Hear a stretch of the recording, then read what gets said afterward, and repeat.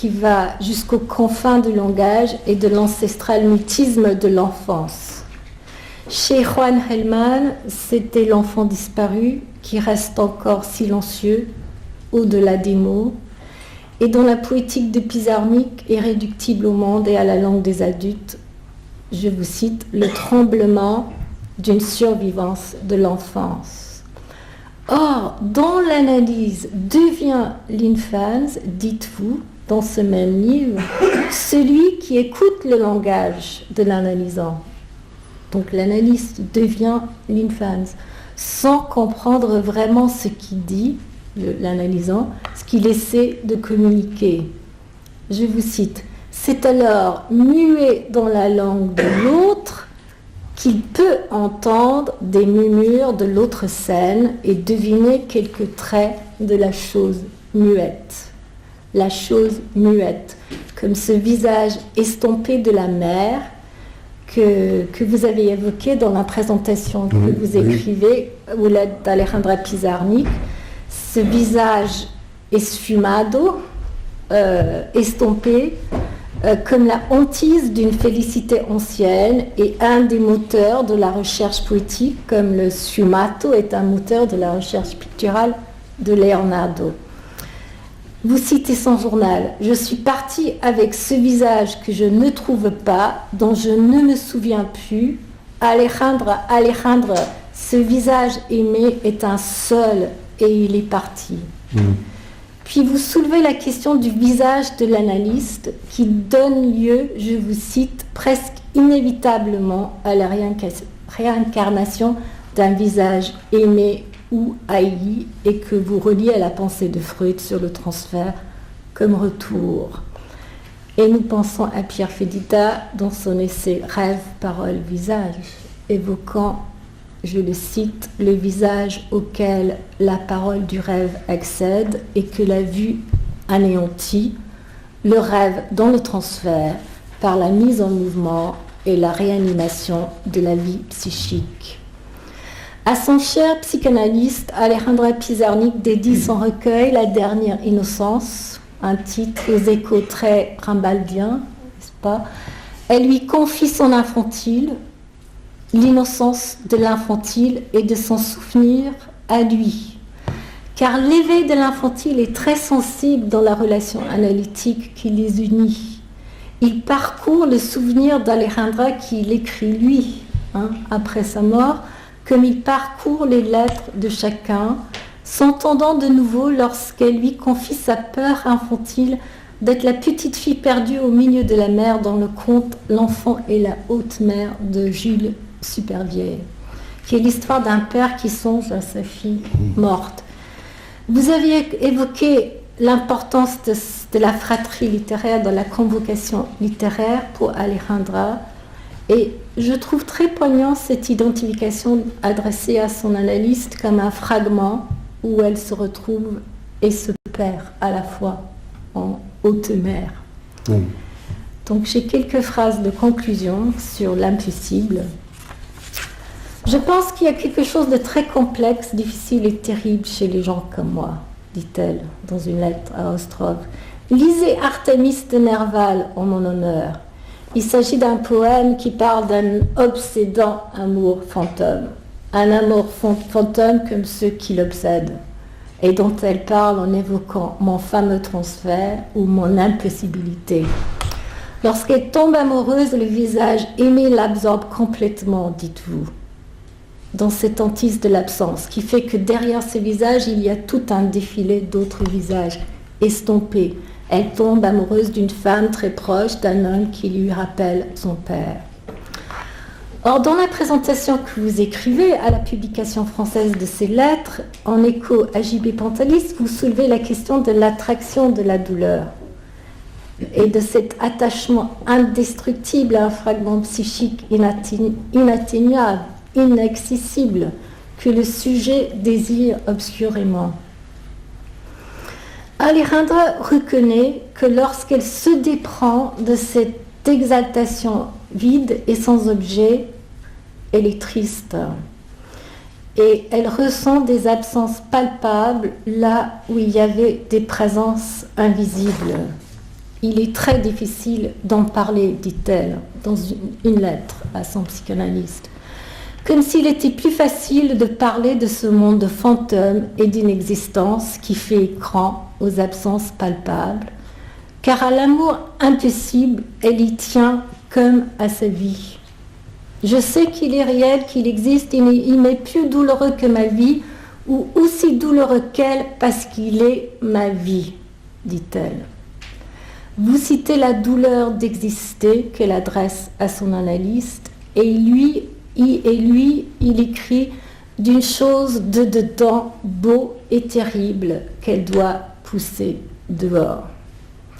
On est soulagé de lire cette correspondance, d'y trouver une adresse et l'écho d'une réponse, comme on est soulagé de vous lire et de vous en entendre parler, Edmundo Gómez Mongo, car n'est-ce pas la force de cette adresse, comme la force de votre parole traductive et interprétive, qui porte la difficile lecture, et je l'ai trouvé difficile, la lecture des poèmes, mais portée justement par votre texte, par les lettres à Ostrov, où nous ne pouvons qu'entendre dans ces poèmes l'énigme de cette desdicha qui ignore son origine et continuer de nous interroger avec elle.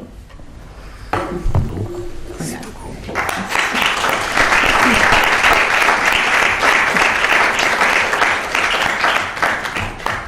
Merci à Anne-Marie de cette superbe lecture triple, voire quadruple, aussi bien à travers l'approche d'Edmundo Gómez Mongo, dans la traduction pour toi aussi de ce geste interprétatif et traductif d'une femme écrivain qui effectivement s'inscrit dans cette filiation aussi du tragique, à l'instar de Virginia Woolf, Sylvia Plath et autres, où la recherche de l'absolu devient malheureusement recherche donc de la mort. Donc éventuellement, vous souhaitez rebondir sur quelques points que Anne-Marie vient de souligner? Bon, je dois remercier beaucoup les interventions, surtout celle d'Anne-Marie, mais je suis aussi, je pense aux gens qui nous ont écoutés, toi et moi, et que peut-être ils veulent intervenir. Donc, je passerai plutôt la parole à la salle. Pour c'est comme vous le souhaitez. Souvent, justement, on fait circuler aussi les observations des uns et des autres. Donc, je vais, si vous me permettez, juste amener un petit intermède avant de donner donc la parole à la salle, puisque je fais partie aujourd'hui à la fois de la table et du public. Je peux aussi moi-même poser des questions. Je suis très, très contente. Je me suis demandé par rapport justement à cette adresse tout à fait singulière d'Alejandra, quand elle ne cesse de s'appeler elle-même. Elle semble quand même aussi jouer au cache-cache, comme un enfant qui aimerait être trouvé et qui aimerait aussi être appelé, rappelé par les figures qui initialement l'instaurent dans son origine et dans son originaire, à savoir donc sa mère, parce que cette adresse de s'apostropher en fait comme double restaure quand même les premiers échanges mère-bébé dans cette façon qu'a la mère de parler son bébé.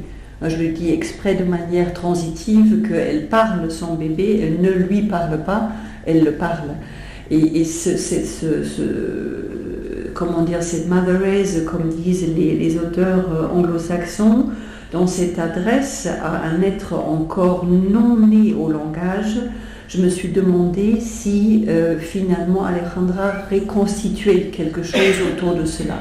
C'est-à-dire, elle se parle comme une mère parlerait son bébé pour qu'il puisse advenir au langage et pour qu'il puisse advenir aussi à une rythmicité qui serait finalement une rythmicité restitutive, nostalgique, presque aussi en réminiscence des premiers échanges par rapport au bercement, par rapport aux lalations et tout cet univers très singulier de la sensorialité première qui est le monde du bébé. Ça, c'était une première question qui m'est venue à vous écouter et vous entendre. Et en même temps, on a à plusieurs reprises aussi travaillé dans notre séminaire ici sur une figure tout à fait centrale dans la poésie rilkéenne, la mère comme musicienne du silence. Que finalement la mère, à travers sa présence, offre une sorte de toile de fond sur laquelle va pouvoir se projeter la toute première expérience du bébé du beau. Parce que finalement, le visage de la mère est la première figure esthétique, la première émotion esthétique éprouvée, parce que le visage réduit le chaos du monde à quelque chose qui soit donc plus immédiatement perceptible et reconnaissable pour l'infance. Et là, de nouveau, chez cette figure de la musicienne du silence, pour revenir aussi à la très belle discussion d'Anne-Marie, est-ce qu'on pourrait envisager que Alejandra, finalement, est sa propre musicienne du silence? Parce que cette première expérience au niveau de la rythmicité, au niveau aussi de l'instauration du corps, semble avoir été si terriblement détruite, ou en tout cas si terriblement inaboutie, qu'elle devient sa propre musicienne du silence, d'où aussi ce rapport à la fois érotisé et en même temps terrorisé concernant le silence, qui n'est donc pas un silence porteur, mais un silence ennemi qu'elle essaye désespérément d'apprivoiser en fait, à travers sa poésie, mais qui achoppe constamment sur l'échec des premières relations objectales. Donc peut-être vous avez des éléments de... Mais il faut qu'il y ait un fragment de souvenir. Il faut qu'il y ait un fragment de souvenir d'un silence intérieur quand même, non? Un silence... ce qu'elle retrouve à quelques exceptions. Oui, voilà, le silence est porteur. Là, elle est musicienne de silence. Là, elle est musicienne. Là, ça fonctionne, puisque pourquoi l'image est tellement forte, cette métaphore de la musicienne du silence, c'est que bien sûr, elle agit le silence, elle le rend habitable, et elle le rend précisément non menaçant, non ennemi. Et je crois que... Oui, je suis d'accord avec ça. Mais j'ai beaucoup aimé ce que vous avez dit sur quand vous avez proposé que la mère ne parle pas tant au bébé, mais parle le bébé, non? Quelque chose comme ça. Ça m'a fait penser que c'est vrai. On dit en général « je rêve », mais c'est pas tellement vrai. Nous sommes rêvés par nos rêves. C'est-à-dire, je pense que les deux choses font allusion à cette frange, zone intermédiaire qui est toujours là, qu'on appelle l'enfance originaire, qu'on appelle l'infantile, qu'on appelle l'infance, et qui est quelque chose qui est là entre la parole et le silence, et qui on retrouve dans l'enthousiasme poétique comme une source permanente de la parole poétique, n'est-ce pas, comme quelque chose qui revient. Évidemment, il ne s'agit pas des choses chronologiquement dans le passé. Ce sont des choses qui se sont installées dans la dynamique de l'inconscient et du conscient, le processus primaire, le processus secondaire, qui sont là en nous et qui agissent en nous, et que le poète, le jeune poète, l'adolescent poète, essaye de s'accrocher à quelque chose qui ressent justement comme une vie qui vient dans sa parole quand elle peut, quand il peut la dire, l'exprimer, la faire ressourcer, ressurgir dans son intérieur, et surtout parce qu'elle est toujours adressée à l'autre, qui peut-être c'est lui-même, c'est le double, c'est bon, on peut dire c'est narcissique, mais c'est aussi le frère, la sœur, c'est l'autre, hein, c'est l'autre aimé. Donc je pense que la question de l'enthousiasme poétique chez l'adolescent montre bien ça, n'est-ce pas, qu'il est peut-être la plus extrême solitude, ça vient de plus extrême solitude, mais en même temps, c'est une recherche incroyable de fraternité, d'être avec l'autre, pas de communiquer, mais de s'exprimer à côté, de dire tu, d'aller vers l'autre, n'est-ce pas, dans la parole. Il y a ce vers qui me revient où elle se souvient de Michaud qui dit je parle à qui je fus et qui je fus me parle. C'est dans l'enfer musical. Oui, si vous me permettez, j'aimerais aussi faire entendre davantage la voix de Hölderlin, parce que c'est vrai que nous sommes actuellement très focalisés sur Alejandra, parce que nécessairement il y a des points de fascination. Étant donc d'origine allemande, si vous m'y autorisez, je vais juste lire un poème de Hölderlin, donc An die Parzen, donc au parc, juste pour faire entendre la musicalité de sa langue, pour aussi faire exister cette singularité de l'allemand dans son écriture. Donc il s'agit d'un poème qui en fait est dédié aux trois parcs qui sont en fait les figures du destin, donc l'Achésis, Cloto et Atropos, donc qui finalement file le destin de la vie, qui le coupe et qui après justement préside à la fois à la naissance, au déroulement de la vie et de la mort de l'homme. Donc très brièvement, et après bien sûr on donne la parole à la salle.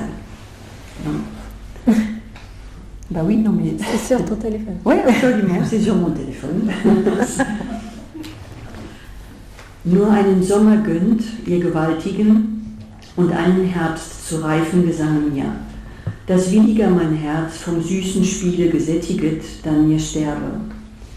Die Seele, der im Leben ihr göttlich Recht nicht wahrt, sie ruht auch drunten im Orkus nicht, doch ist mir eins das Heilige, das am Herzen mir liegt, das Gedicht gelungen. Willkommen dann, o Stille der Schattenwelt, zufrieden bin ich, wenn auch mein Saitenspiel mich nicht hinabgeleitet, einmal lebt ich wie Götter und mehr bedarf es nicht. Merci. Vous pouvez traduire. Vous pouvez traduire. Très déjà traduit. Et donc les observations et les questions de nos amis dans la salle. Oui. Il y a eu à l'Institut d'études avancées une étude de 3 jours sur Baudelaire que vous avez cité et la poétique qu'il avait fait dans le Spleen de Paris en prose. Donc c'est plutôt maintenant comme ça que les poètes écrivent. Alors je voudrais vous poser une question. Vous avez dit que les poètes auraient du mal à dire. Moi, il m'a semblé plutôt, parce que j'en ai connu des poètes qui ont été édités très brillants et qui ont effectivement après déliré aussi, c'est parce qu'ils n'ont pas été compris. J'avais discuté aussi avec des confrères psychiatres qu'en fait, quand on est en train d'écrire en poétique, ça s'écrit tout seul. Et je sais que Maurice Corpos n'est pas d'accord avec moi, mais moi j'ai découvert l'hypnose et en fait c'est un état, j'ai des amis qui sont bouddhistes, qui sont proches de l'état méditatif, où effectivement on a l'impression que le ciel s'ouvre et qu'il y a quelque chose d'une communication, quand on sait que c'est naturel, que c'est un état justement hors du temps et hors de l'espace qui ressemble beaucoup à quand on fait l'amour en fait, où le temps semble suspendu. D'ailleurs, rien pourrait être autant suspendu, je crois. Est-ce que vous pensez que ça serait plutôt possible que ce soit une incompréhension, donc une espèce de refus de l'autre de comprendre, ou une incapacité de le comprendre qui créerait le délire, qui ressemble quand même aussi à ce que les prophètes ressentaient quand on analyse bien la Bible?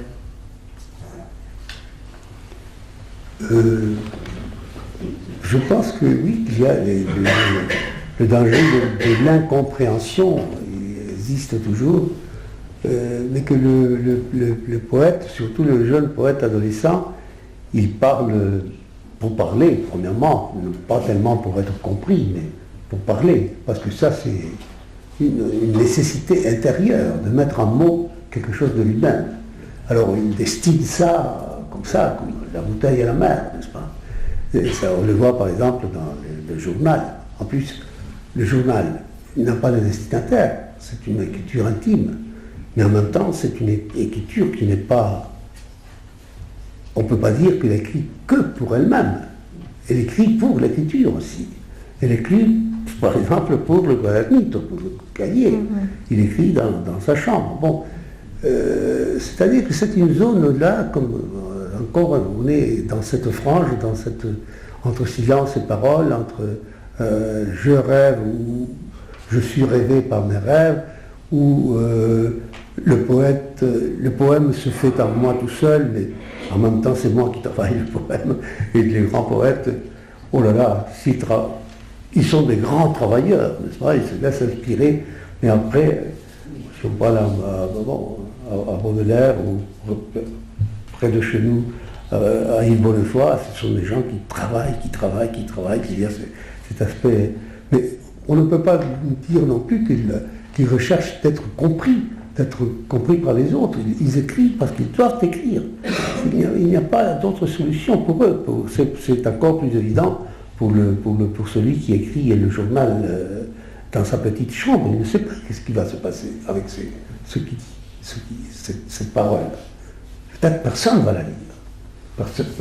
Il doit avoir des quantités de journaux intimes que nous ne connaîtrons jamais, parce qu'ils sont véritablement perdus, mais pas pour la personne qui les a fait. C'était ça, le destin, l'accomplissement de la parole, c'est d'être dite, écrite, de trouver un tu, même imaginaire, même... C'est ça.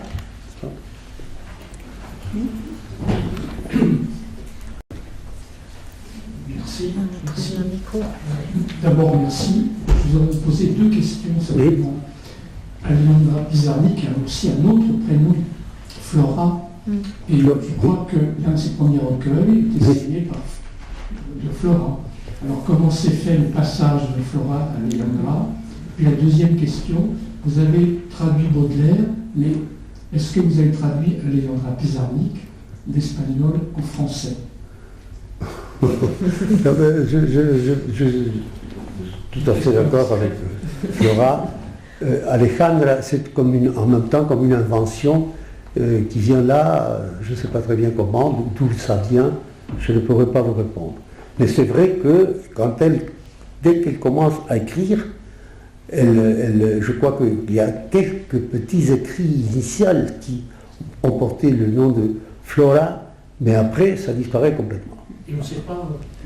Alors là, ça pose une question, oui, pourquoi ce Sauf prénom qu'elle aimait écrire au Café hein? Flore.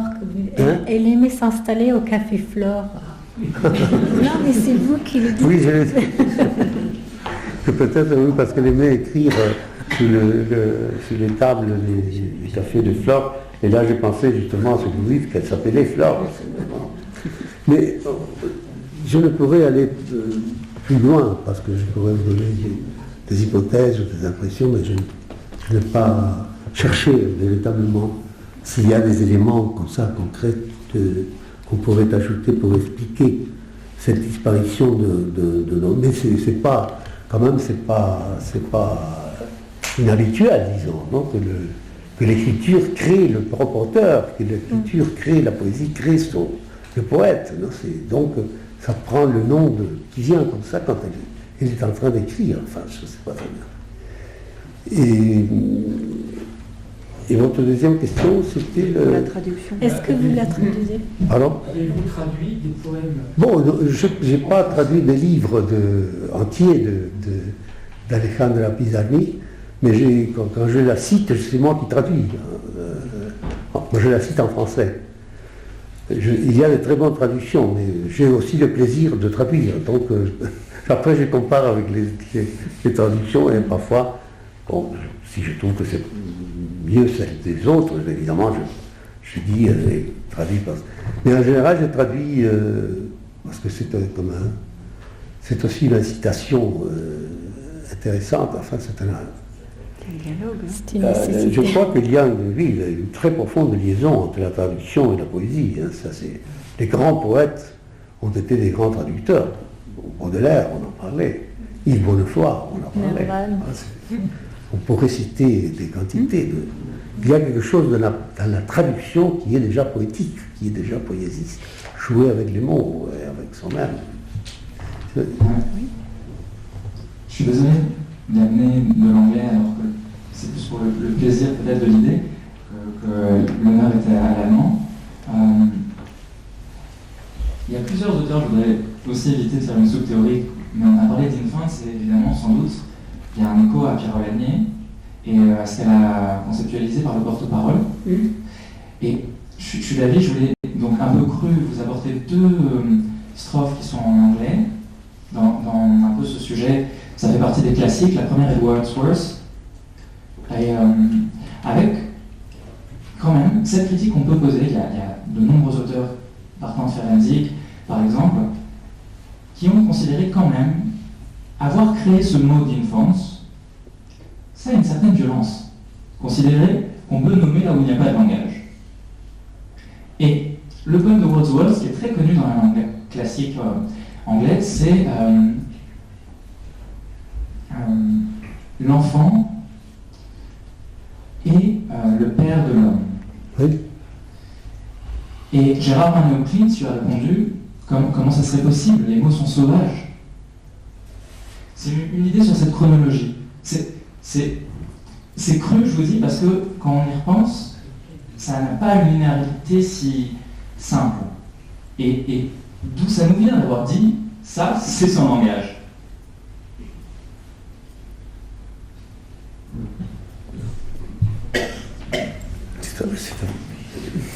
C'est moi.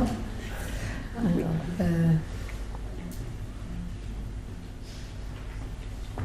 c'est le mot infance que vous trouvez violent ou le... L'auteur qui l'a le plus utilisé, c'est Pierre Olagnier, sans doute. Et elle a travaillé sur la violence de l'interprétation.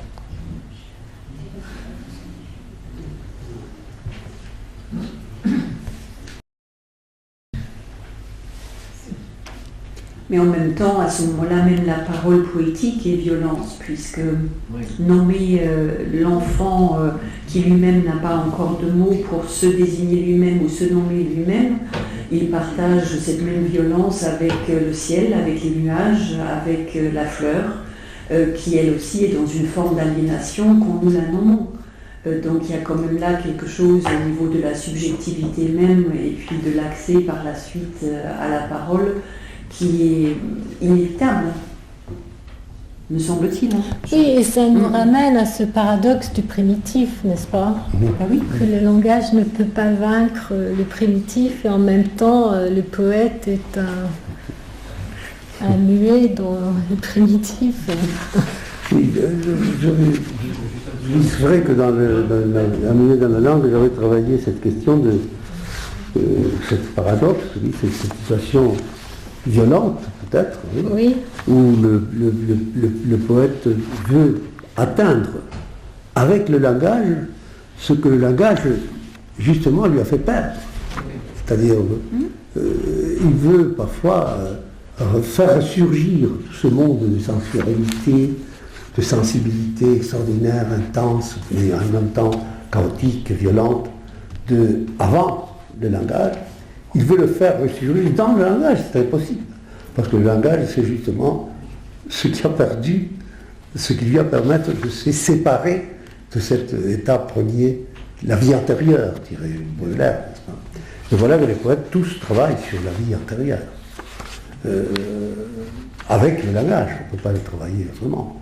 Mais un langage qui se rapproche justement de cette vie antérieure, parce que ce n'est pas le langage quotidien, ce n'est pas la parole et la parlerie quotidienne qui véhicule la poésie, c'est une recherche de la parole justement qui va en même temps vers le silence et vers la musique.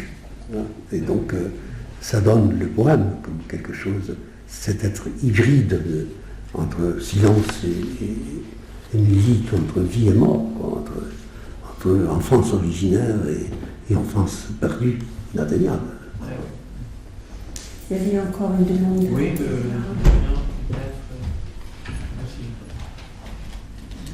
Merci pour tout ce que j'ai écouté, ça a été merveilleux. Et en t'écoutant, j'ai pensé à un vers de Garcia Lorca. Parce qu'en effet, je me suis demandé le rapport qu'elle entretient à la fin avec son psychanalyste, et on sent que la fin, quelque part, qu'elle a envie, sinon d'en terminer, mais en tout cas, il y a quelque chose qui se joue. Et ça m'a fait penser à un vers de Garcia Lorca. Si vous permettez, je vous dirai d'abord l'espagnol, puis ensuite, je vais vous dire, je traduire en français d'une façon un peu littéraire comme ça. Et tout ça pour dire, pour parler de l'espérance, peut-être qui s'est jouée à ce moment-là. Lorca écrit à la mar fui con naranjas, cosa que la mar no tiene, ay, la esperanza me mantiene.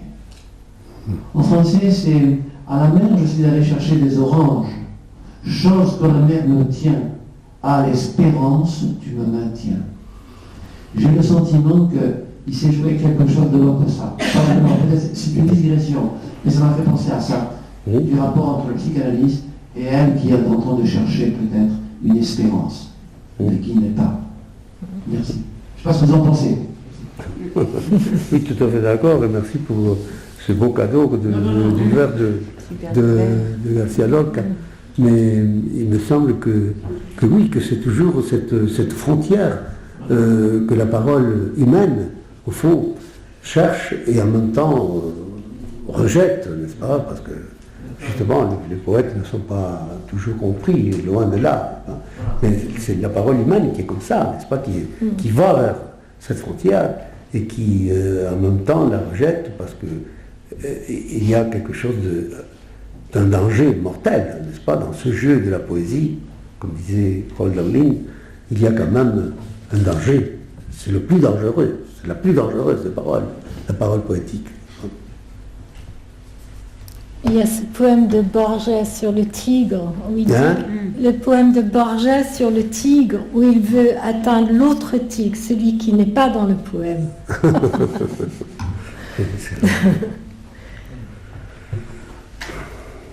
Très bien, donc s'il n'y a pas d'autres questions dans la salle, on aura de nouveau à remercier très chaleureusement donc, nos intervenants de ce soir. Merci beaucoup.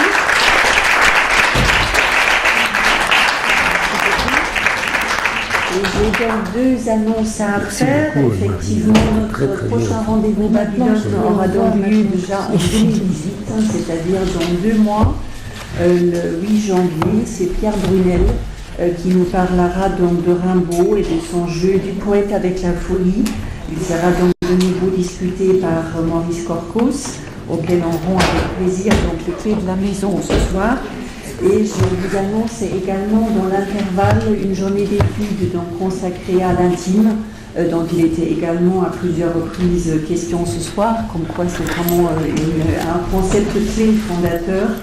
Les journées d'automne de la SFPE-AT que j'ai le plaisir de présider et qui vont se dérouler donc le 1er, 2 et 3 décembre 2017 à l'espace Ararat. Vous avez trouvé des dépliants donc à l'entrée, il en reste encore quelques-uns auprès de Corinne qui peut vous aider à vous documenter sur cette journée d'études. Donc bonne soirée à tous et puis donc au revoir dans nos prochains rendez-vous littéraires et psychanalytiques. Merci.